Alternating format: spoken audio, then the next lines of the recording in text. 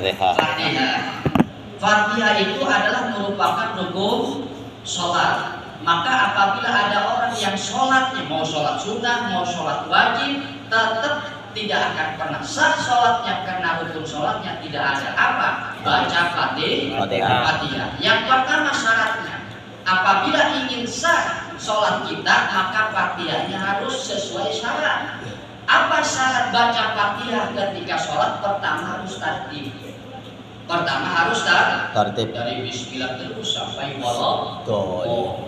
Ini mentang-mentang gagah wala boleh dulu baru syaratnya harus tartib. Yang kedua, mualah itu kontinu, harus terus menerus. Jangan kayak olahraga ngos-ngosan udah berhenti sampai 1 jam baru Ar-Rahmanir-Rahim, 1 menit baru Malik Yaumiddin. Itu tidak boleh, harus kontinu. Bismillahirrahmanirrahim. Alhamdulillahirabbil alamin. Terus kontinu. Maka di sini tidak boleh lebih dari 1 nafas antara 1 ayat dengan ayat yang lain. Bismillahirrahmanirrahim. Apa saja. Alhamdulillahirabbil alamin. Apa? Ar-Rahmanir-Rahim. Maliki yaumiddin. Terus 1 nafas, maksudnya antara 1 ayat dijeda, dipaus dengan 1 nafas. Bagaimana lebih dari 1 nafas? Nah, ini akan madorot kata para ulama madzhab Syafi'i, kecuali darurat, bapaknya lagi asma gitu, asma nggak apa-apa itu ya, asma atau lagi meriang dan sebagainya ya, itu nggak apa-apa. Tapi kalau keadaan normal antara 1 ayat dengan 1 ayat lain, dianjurkan, maksudnya diharuskan harus jangan melebihi 1 nafas. Antara 1 ayat dengan ayat lain itu jeda akan kita. Kalau tidak diwasol bacanya, namanya dibaca foto itu kan diputus-putus. Nah, itu jedanya 1 nafas, tidak boleh lebih dari 1 nafas. Tapi ada sebagian ulama yang mengatakan tidak boleh lebih dari 2 nafas. Ada yang seperti itu. Yang penting jangan 3 nafas dan seterusnya. Yang penting jangan lebih 2 nafas seterus. 1, 2 boleh saja kata sebagian ulama. Tapi menurut ulama yang banyak itu 1 nafas. 1 nafas. Jadi harus kontinu. Terus yang ketiga adalah mura'atu hurufiha. Syarat membaca Fatihah di dalam sholat. Awas, sekali lagi ini kan ngomongi rukun sholat, ini dalam sholat, bukan lagi tahlilan Bapak. Lagi tahlilan kangelan kelamaan Pak. Bismillahirrahmanirrahim. Kabur jamaahnya. Karena kalau di tahlilan itu namanya adalah tahlil. Tahlil itu bacanya agak cepat. Kayak kita kemarin bulan puasa tarawih itu bacanya tahlil Pak. Tahlil itu pembacaannya sesuai makhraj dan taib tapi cepat. Bukan cepat tanpa tajwid baru salah. Bismillahirrahmanirrahim itu salah. Jadi tidak ada makhraj, tidak ada tajwid. Yang boleh cepat itu tajwid dapat, makhrajnya apalagi ada namanya tartil. Tartil itu biasa. Bismillahirrahmanirrahim. Tapi kalau tahajud itu Bismillahirrahmanirrahim, alhamdulillahirabbil alamin, itu gak apa-apa. Yang penting sesuai ukurannya. Kalau tahajud matobin 2 rakatnya gimana nih? Kalau lagi tahajud gimana? Itu ada dalam tajwid. Yang penting yang nama asli itu 2 rakaat. 2 rakaat itu 1 kali.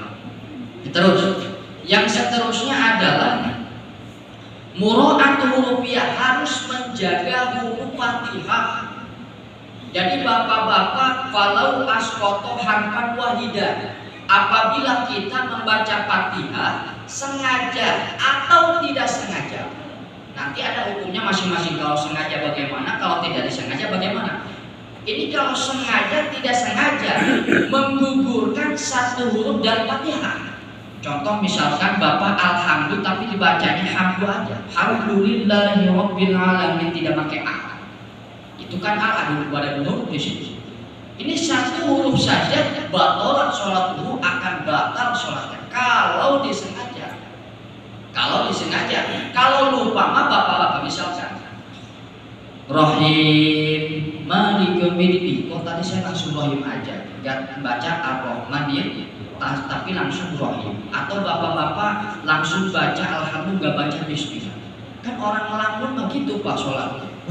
Iya, kadang-kadang mereka itu kenyahuan waladolin, tahu-tahu waladolin aja.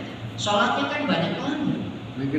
Pas itu langsung ingat tadi saya kurang satu huruf atau kurang satu itu langsung diulang lagi. Tidak harus dibatalkan sholatnya. Kalau lupa, kalau sengaja ya baru itu batal seketika. Ya. Jadi kalau lupa kita Bismillahirrahmanirrahim misalkan belum beres misalkan. Kalau udah beres silahkan. Misalkan bapak-bapak beres Fatihah ragu. Tadi saya baca Ar-Rahmanir-Rahim enggak ya? Tadi Malik Yaumiddin saya baca itu enggak apa-apa kalau sudah beres mah. Ragu itu tidak dilihat. Yang masalah itu sedang baca Fatihah kita ragu. Tadi saya Malik Yaumiddin dibaca sedang baca Fatihah di situ. Nah itu harus diulang lagi.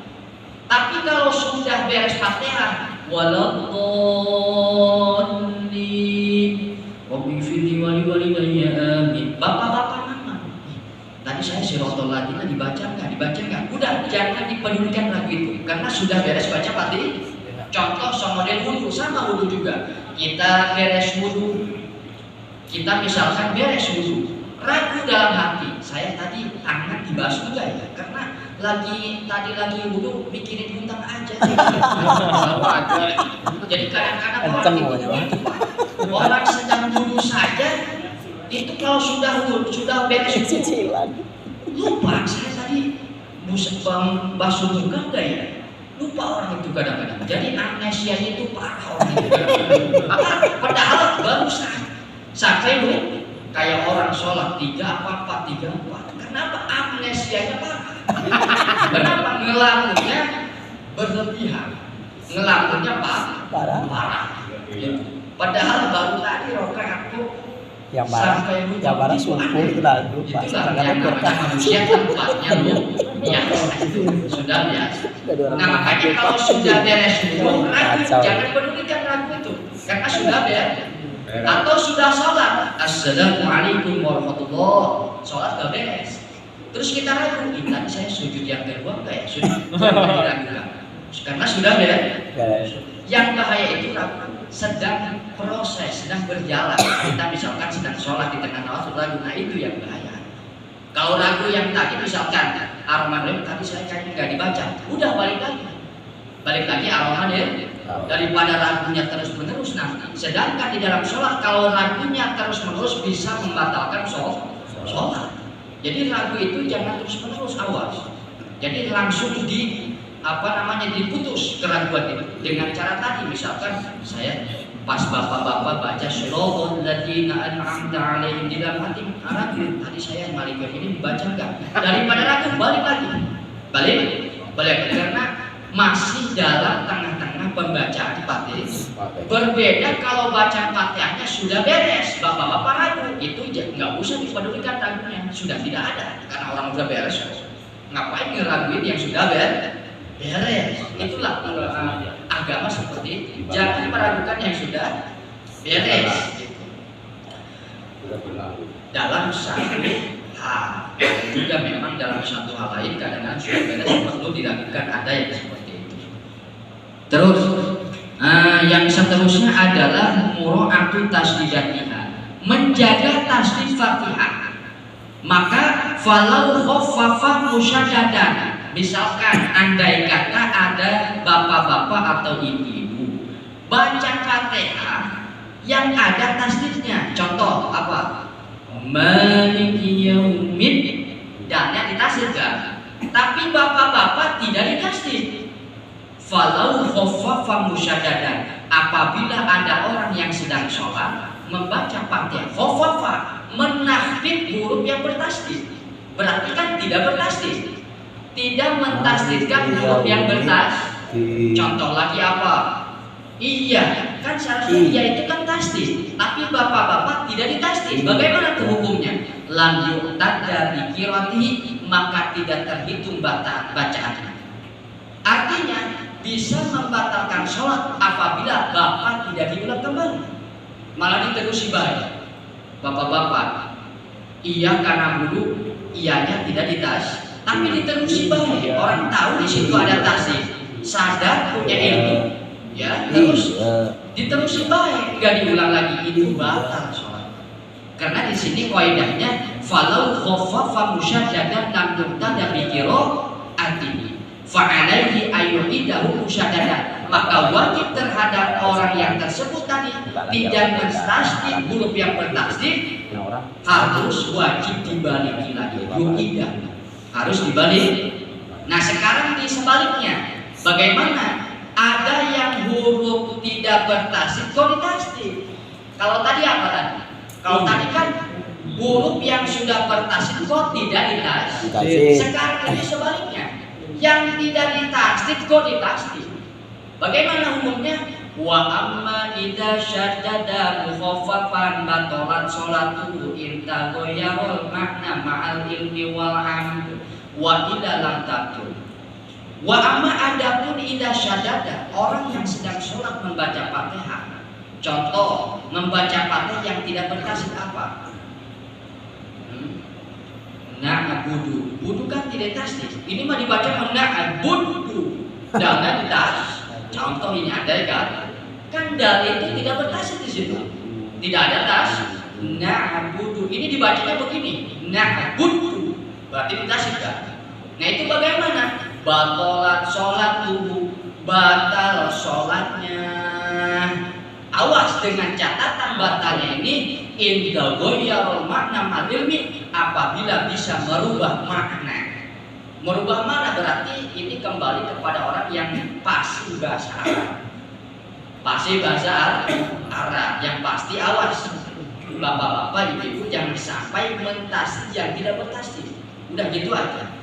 Nah, bagaimana wa illa lam tatul? Orang tidak pandai bahasa Arab, terus tidak tahu ilmunya, itu diampuni oleh Allah Subhanahu. Jadi gampang sekali dan mudah agama itu. Ada dalam satu kaidah Imam Jalaluddin Asyuyuti di dalam kitab Asbah wa Nadhairnya, beliau mengatakan kaidah al-masyaqqatu tajlibu taysir. Al-masyaqqatu tajlibu taysir. Ketika seseorang mengalami kesulitan, tajlibu taysir, biasanya agama akan memberikan solusi, akan memberikan kemudahan karena orang tersebut kesulitan, kepayahan, ketidakbisaan. Maka itulah agama. Ada rukhsah itu dispensasi, toleransi dispensasi bagi orang yang kesulitan, bagi orang yang tidak tahu ilmu. Maka orang yang bodoh tapi suka ngaji, awas. Berbeda dengan orang bodoh tapi tidak ngaji, tetap batal. Walaupun bodoh kan, Pak Ustadz kan saya bodoh tidak tahu ilmunya. Saya tanya dulu, di kampung kamu banyak ustadz? Ya banyak, berarti kamu bodohnya tidak diampuni. Yang namanya bodoh diampuni yang pertama adalah para ulama biasanya. Itu adalah yang pertama orang yang baru Islam. Itu bodohnya diampuni oleh agama. Yang kedua adalah orang yang jauh dari para ulama. Contoh di gunung ada ulama tapi di bawah, itu baru bodohnya diampuni. Tapi sekarang khususnya di daerah Banten, Jawa, itu mustahil bodoh terhadap agama karena sudah banyaknya kiai, banyak ustadz, media dan lain sebagainya. Maka sedikit sekali celah bodoh yang tidak diampuni itu sulit sekali, ya. Yang tidak diampuni sulit sekali. Makanya kita ini misalkan sedang sholat ada yang salah, diampuni kita karena kita suka ngaji. Terus sudah beres. Nah sampai situ dulu. Ada pertanyaan sebentar. Bapak Ibu yang mau bertanya silakan. Salam lupa. Mau tanya? Silakan. Saya dulu ya. Assalamualaikum warahmatullahi wabarakatuh. Waalaikumsalam warahmatullahi wabarakatuh. Pak Ustadz, terkait dengan rukun bacaan Al-Fatihah, saya kan pernah dengar dari teman saya di Serang ya. Boleh nggak sih Al-Fatihah itu ya itu disambung-sambung dalam membacanya? Yang pertama. Yang kedua, toh kalau misalnya ini disambung, bagaimana sih cara menyambungnya yang benar? Karena kadang-kadang saya dengar bacaan Al-Fatihah itu kadang-kadang nyambungnya di sana jadi kayak kok baru kali ini saya mendengar gitu. Mohon penjelasannya, terima kasih. Ya, ini masalah berarti kalau di dalam pembelajaran tata cara membaca Quran ada yang pembahasan wasol dan tidak diwasolkan, wasol dan foto biasanya. Kalau ini bahasa istilah dalam ilmu tajwid itu namanya wasol. Wasol itu disambung. Bismillahirrahmanirrahim. Alhamdulillahirabbil alamin arrahmanirrahim. Itu disambung 3 ayat, silahkan. Di situ berhenti, nanti berapa ayat lagi sambung, silahkan. Atau dari ayat pertama sampai selanjutnya disambung semua kalau nafas panjang, itu silahkan. Yang tidak boleh ini seperti ini. Yang diwasol, yang dilarang lalu dikotong. Wayirim mau misalkan dari udah sirot udah tadi sampai sebelum udah dibaca misalkan, terus bagian sirot biasanya. Siratal ladzina an'amta 'alaihim ghairil maghdubi 'alaihim waladdallin. Bismillahirrahmanirrahim. Itu dilarang. Wasol lalu dikotos sampai bismillah, tapi lalu baca qul huwallahu ahad, itu tidak boleh. Jadi ayat Fatihah dimulai dari bismillah, kok nanti diwasol sampai bismillah, kok berhenti di situ bismillah surah. Nah itu yang tidak boleh. Kenapa? Nanti disangkanya bismillah yang terakhir itu merupakan bismillah Fatihah. Jadi Fatihah ada 8 ayat toh. Kalau kita berhentinya waladdallin bismillahirrahmanirrahim, berhenti di situ, itu salah. Kalau mau waladdallin bismillahirrahmanirrahim qul huwallahu ahad, itu boleh. Berhentinya sampai surah. Itu ada yang wasol diperbolehkan, ada yang foto yang diperbolehkan sampai mana, itu ada pembahasan. Biasanya orang tua dulu yang seperti ini, mungkin ada ilmunya seperti itu. Yang penting tidak menyalahi aturan tajwid. Begini. Bismillahirrahmanirrahim. Alhamdulillahirabbil alamin arrahmanirrahim maliki yaumiddin iyyaka na'budu wa iyyaka nasta'in ihdinas shiratal. Di situ. Ihdinas shiratal mustaqim, terus baru ihdinas terus.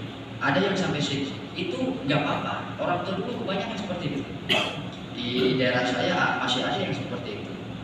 Itu nggak apa-apa karena tidak menyalahi aturan tajwid. Nggak apa-apa. Nah, bisa dimengerti ya sampai situ. Siap. Silakan. Ada yang lagi?